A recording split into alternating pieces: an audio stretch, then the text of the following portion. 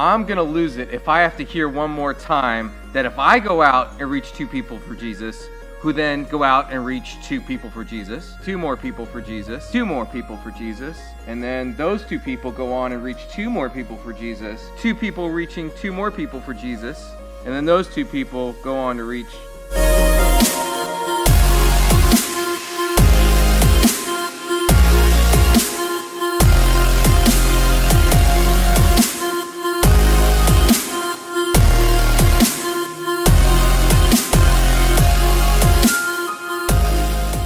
So some old and really wise dude said that we're all just dwarves standing on the shoulders of giants. And because of them, because of the giants, we're able to see further and see more than they ever could see. That's kind of like discipleship. When I think of discipleship, I think of a follower of Jesus. Someone who listens to what he says. A disciple is someone who follows Jesus and listens to his word and does his word. My youth leader would take me on hangouts. He would hang out with me. He would take me to the gym to work out with him. He would take me to the movies. I remember us seeing Batman together, and that kind of stuff really spoke to me. He took one evening. Him and his wife just came to see one of my plays while I was in high school. It looks like taking a vested interest into somebody and hanging out with them and just taking interest into the things that they take interest into.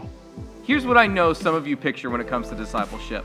Being handed the most god-awful, boring manual on Christianity ever conceived, or having to cut yet another night out of your week to go to a Bible study where it's filled with extroverts unloading all their baggage in life to be resolved by people who are flaunting their spiritual knowledge all over the place, or meeting one-on-one at a coffee shop with someone whose name you drew out of a hat because it's part of the annual church everyone should go disciple 2 people campaign. I don't know why we make this more complicated than it has to be.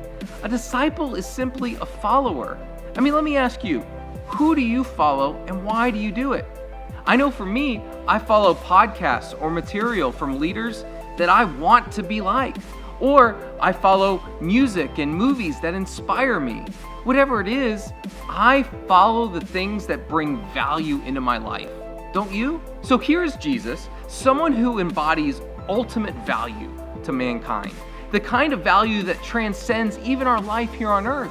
I mean, he came to solve a sin problem. He came to bring hope to the hopeless, rescue the lost, and so many other cliche sayings that you've probably read on someone's t-shirt or bumper sticker. But what do they have in common? They bring value into our life, and a value that we can't bring on our own. And that's exactly what a disciple does. He is someone who brings value into someone's life. So if there's so much value in Christian discipleship, why aren't more Christians doing it?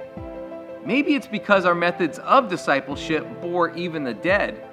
I mean, what if discipleship was more than just scripture memorization and behavior modification? What if discipleship was this dynamic process that brought value into someone's life, both personally, professionally, and spiritually? In America, the current reality is that few people find value in attending church, much less signing up for a 12-week discipleship course.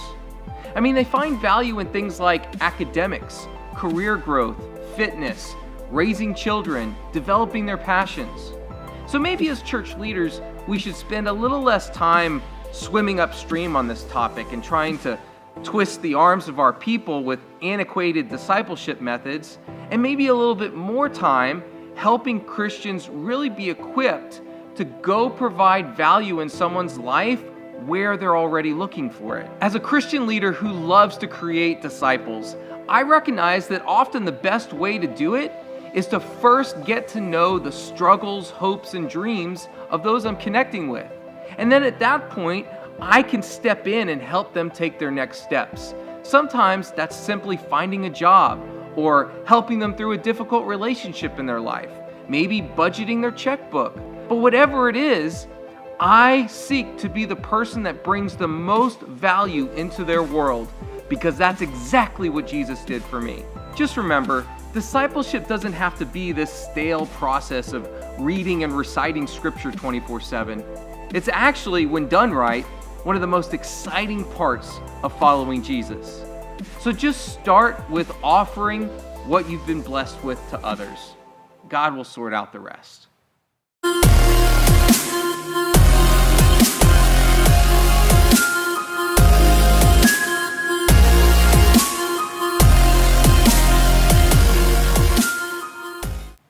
But if somewhere along the way, two of those people only get one person, this is going to jack the whole thing up. It's like in the stadium when everybody's doing the perfect wave, but then there's a section that doesn't participate. It just doesn't work.